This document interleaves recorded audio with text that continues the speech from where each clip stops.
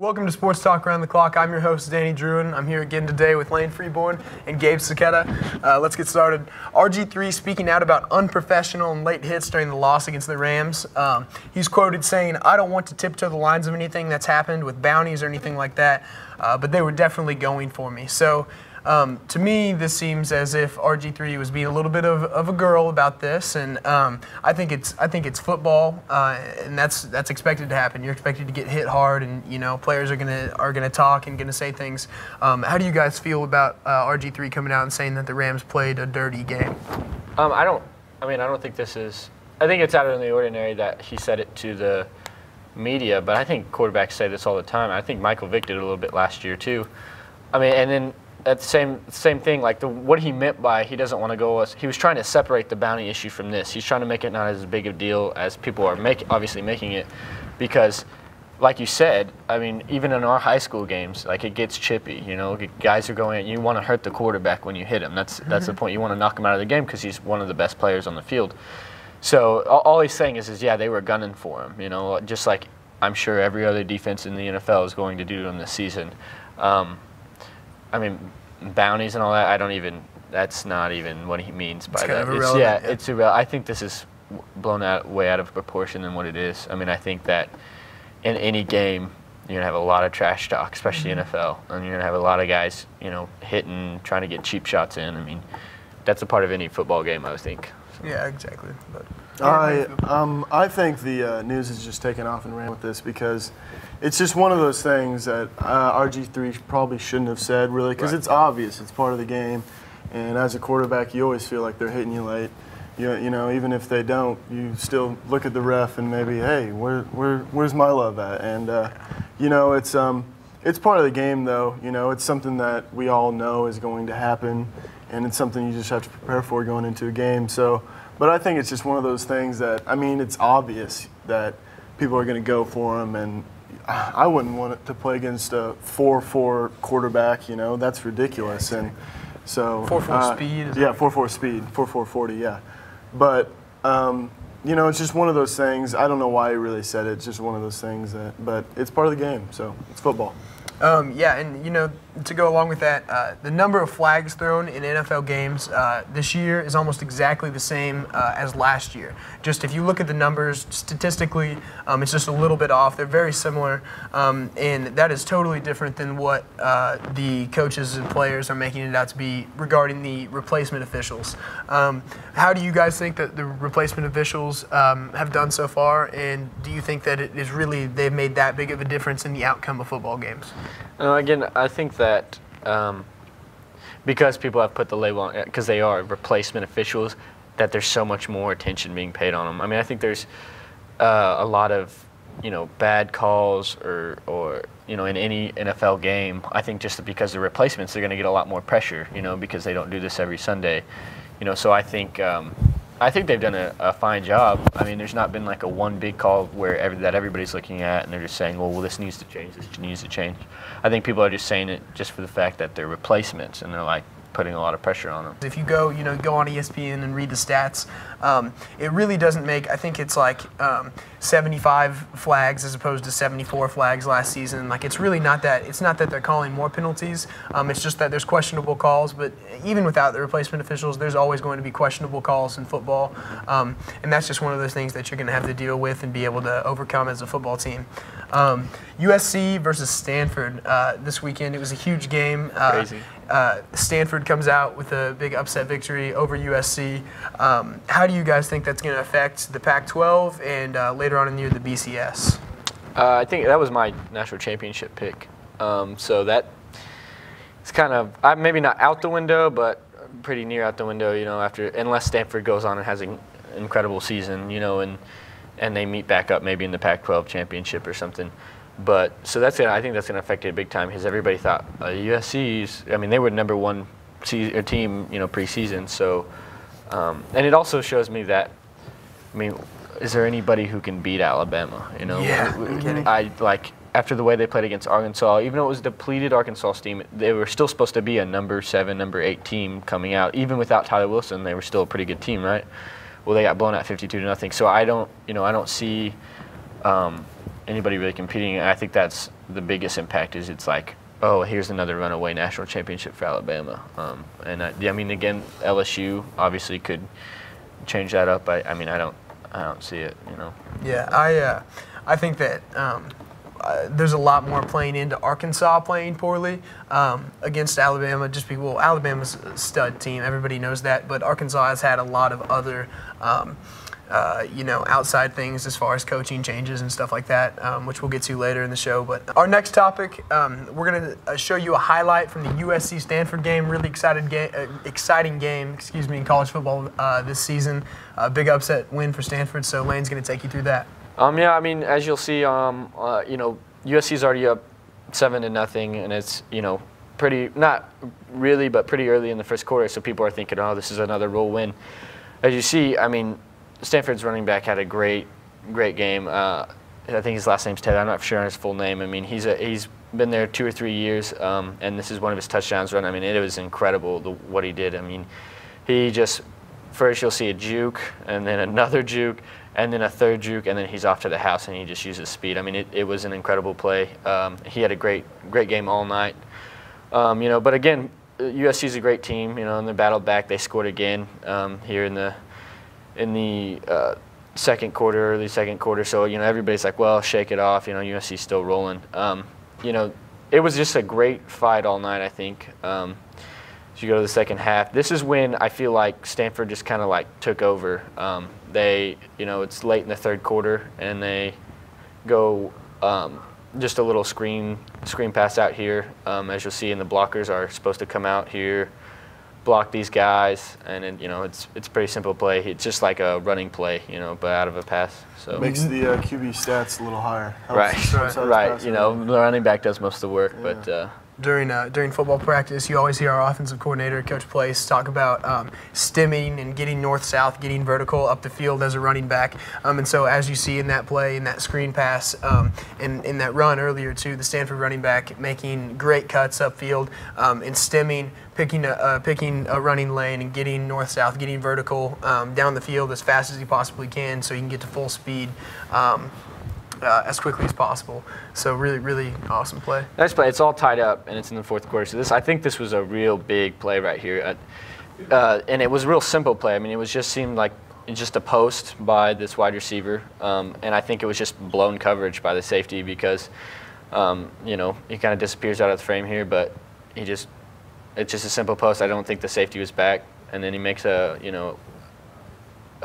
nice move here to get it to the end zone. And, it's 21-14 at this point, so, kind of late in the fourth quarter. And then it just, Stanford's defense just played great all night. More than that, USC's offensive line, more than anything, they did not have a good game. I mean, you'll see this is a sack right here, and then on the very next play, this is the last play, they get another sack. Not another sack, he throws it deep like a Hail Mary, and they just knock it down. That's basically what that was it for USC. I mean, Stanford played a great game all around, and they fought till the end. And I think Mac Barley had like 2 picks. Yeah. So all around USC just did not play a very good game at all. Yeah. So. They didn't play up to their potential, which is upsetting because coming back over the last 4 years, the loss of scholarships, not being able to compete for a bowl game or compete in a bowl game, it's upsetting because you'd like to be able to go in and win those tough conference games, especially against a team that's ranked a lot lower than you. Upsetting for Stanford, but how do you guys think that, or upsetting for USC, excuse me, how do you guys think that the BCS will fare now with USC, one of the top contenders, being beat in week 2? I think that I felt like USC was my national championship, so I felt like the only team that, this was the only team that had a chance to beat Alabama. But the way the offensive line played for USC and just the offense, totally. I mean, Stanford didn't have a great defense. They had a pretty good defense, but Alabama has the #1 defense in the nation. So then, I think if USC went up against them today, I think they would lose, by a good margin. So I think the biggest implication here is showing how good Alabama is and how they're maybe on to another runaway national championship. I don't see anybody. Maybe LSU, but I don't see anybody else stopping them. So yeah. Gabe, what about Pac-12 implications for Stanford? Do you think that USC and Stanford could meet up in the conference championship, or? I really don't see that coming again, just because of Oregon's stacked offense and their explosiveness just throughout the board. So I don't know who it'll be. Maybe Oregon and Stanford, or Stanford and USC, or Stanford and Oregon, but or USC and Oregon. I don't know when I said that. I'm sorry, but I just see one of those teams not being in the mix again for the Pac-12 Pac-12 championship, and I just. I think that's how I feel. I think my problem is Oregon has always been their defense. I feel like it's not gotten that much better. I think they just keep recruiting offensive weapons, yeah. And they're not really putting their defense up to go up against a hard-nosed Alabama. I mean, Alabama not only has a great defense, but they have a great offense too.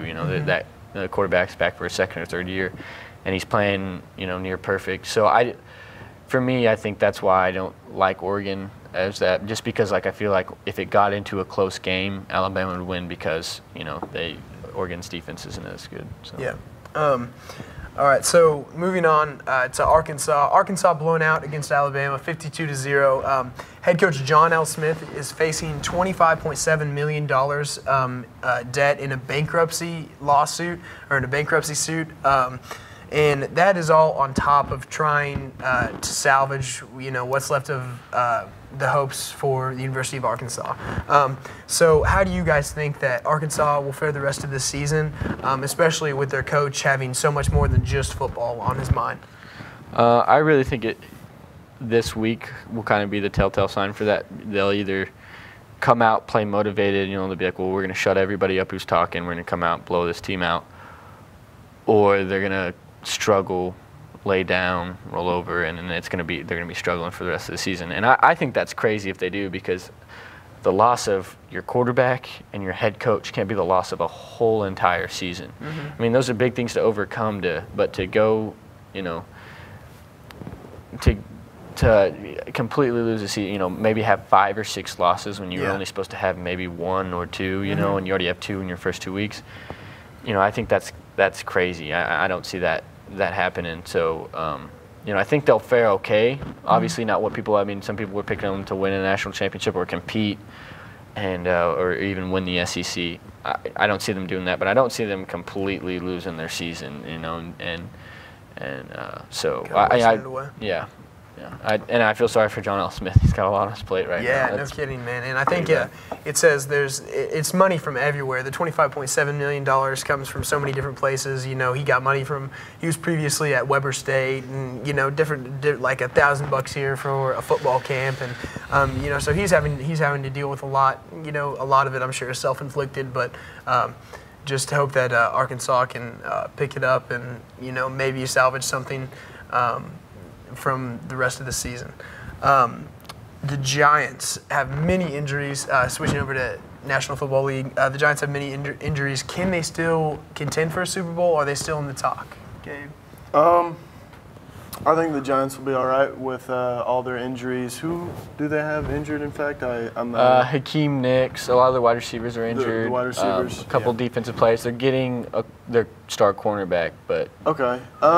I see them being all right, faring fairly well in the regular season. I don't know how great they are in depth, but they might not have a repeat season, with all those injuries and such a stacked team as they had, and I think they'll fare okay, but not as great of a season, obviously, without them. Probably not a Super Bowl. Yeah, and last year at the beginning of the season, nobody expected the New York Giants to do anything close to what they did. They came out and exploded at the end of the season there, and had a great run in the playoffs, near perfect, and took it and won a Super Bowl. So. You'd like to be able to see them, if you're a Giants fan especially, be able to do that again. But with these injuries, it's definitely going to make it harder for them to sustain a great season from now heading into later weeks, week 15, week 16 in the playoffs. So how do you feel about the Giants, Lane? Again, like we talked about, they had a crazy run at the end of the season. That's why with any other team, I might be like, well, they're probably not going to win another Super Bowl. But with the Giants, like they've done this both Super Bowl years, they came in hot at the end of the season. So I feel like, you know, these guys might be only out for 5 or 6 weeks, and come late season, you know, they'll just have another storm and go off.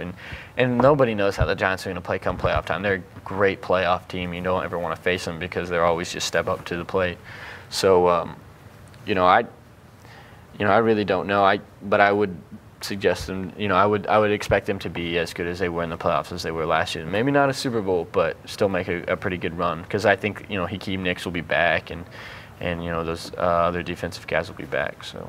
Gotcha. And, you know, obviously excited to see Giants versus Cam Newton's Carolina Panthers this weekend. Could you guys preview that game for me and, you know, give me what you think? What's your opinion? Yeah, I mean, again, the Giants will be hurt, so I think it'll be a tough thing to win this week, especially against a high-powered, Cam Newton, and that defense is playing pretty dang good too. So I definitely see the Panthers coming out and winning this game. You know, I think it's going to be a great game, though. I think it's still going to be a pretty good game. I think Cam Newton's going to put up big numbers for you fantasy people. So yeah, no kidding. Everybody that watches, pays attention to, plays fantasy knows that Cam Newton's a stud because he can run the ball and he gets you points through the air. So that's always something that's exciting to look out for. Another game that we're previewing this week is the Patriots versus the Ravens. Patriots coming off of a really disappointing 18-20 loss against the Arizona Cardinals. Gabe, who do you have in this Patriots-Ravens game? You know, this is a big game. Big, exciting game for me. The Ravens were my Super Bowl pick, but I might have to pick against them on this one because I just see the Patriots coming out and playing a little angry after that loss. And, you know, the Ravens had it so easy the last time they played. You know, they hardly even punted, I think, in that game. They scored so easily and so swiftly that, you know, facing a little adversity might be different for them. And I see the Patriots coming out and just forcing some turnovers and keying on some big mistakes.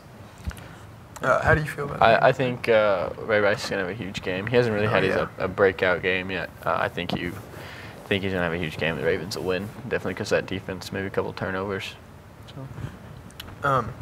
So back over in our final two previews, college football, Clemson versus Florida State this weekend. Big for Florida State. You know, if you think that Florida State can contend for a national championship, then you're going to have to come out and beat Clemson. And I think that I know Nick Duke, my boy in the back, does all the editing for Sports Talk. We had a conversation yesterday, and he likes Florida State, man. He thinks that Florida State will be able to do great things in the BCS and be able to compete for a national championship. Do you guys agree or disagree with Nick Duke? You know, I just think that as far as a national championship goes, I don't think that they'll do much of anything. I think Alabama, LSU, those teams will still be able to, you know, show, you know, Florida State who's boss and who's the better teams and how better they are than everybody. So, but I mean, I think this game is going to be great, but I think Florida State's going to win it like handily. I think they're going to come on. I mean, Clemson's a good team, but I think Florida State's a lot better team than that. But I think looking towards the future, I think in the next couple of years, Florida State maybe might contend for a national championship, but not so much this year, I think. I think, in my opinion, Florida State, just being in the ACC really hurts them. If they could be in the SEC and have to compete against that Southeastern Conference, all those great teams every single year, they could make themselves better, and you know, they could be able to play at a higher level just by playing those teams week in and week out, those LSU's, Alabama. And it's almost like they have to go undefeated. They have to run the table even to be considered, and even then they might not. You know, and in the SEC, you could have 1 or 2 losses and still maybe because you play such a strong schedule, you might still be able to compete. You know, like LSU or Alabama did last year. Another game this weekend, Kansas State versus Oklahoma. Gabe, who do you have in this game and why? I'm going to pick Oklahoma because they're an easy pick. You know, they're safe. And I think they'll come out and really show the Wildcats, you know, that Landry Jones. You know, they're back in Landry Jones. You know, he's going to play his best game and play his ball.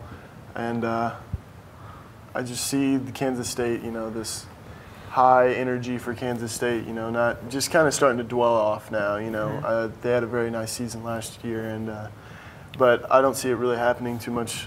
You know, after that, so I think this is going to set the tone for Oklahoma, and we'll see what they can do for the rest of the season. They're my pick for high rankings this year. I think they'll really come out and impress me and impress everyone else. So yeah, I think Kansas State's going to win this game. I think Colin Klein's going to have an incredible game. He always has awesome numbers. And if you saw the way Oklahoma played in their first game, it was pretty bad. So I think, you know, they played better, but I just don't think they're as great of a team as everybody's making them out to be. And I think Kansas State, you said the high energy is dwelling off. I think it's going to pick back up this week. You know, I think they're going to come out and have a huge win. So I definitely can't. This is my upset pick, obviously. And I don't think Oklahoma State. You know, I think Landry Jones is a good player, but I feel like he, you know, he's inconsistent at times. So I feel like Kansas State will definitely win this game. Yeah, so that one, big implications in the Big 12. Can't wait to see what's going to happen between Kansas State and Oklahoma this weekend. That's going to do it for us today on Sports Talk Around the Clock. Thank you so much for watching. Have a good night.